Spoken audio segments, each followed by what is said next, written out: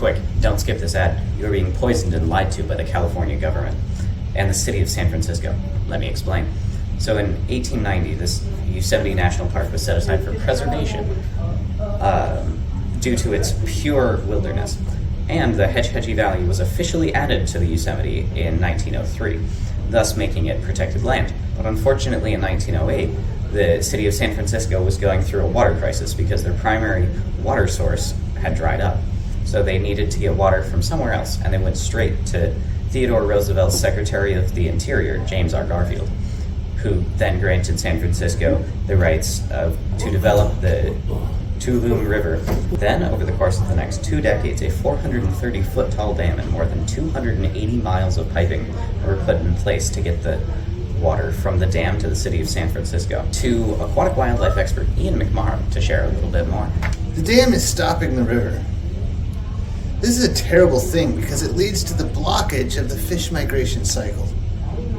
This cuts off access to both feeding grounds and spawning grounds. Without these things, the local fish population cannot survive. Dams also decrease oxygen levels in the stream. So not only are fish upstream being cut off, fish downstream are being affected as well. This effectively ruins the entire river, supporting aquatic life. Thanks for sharing, Mr. McMorrow.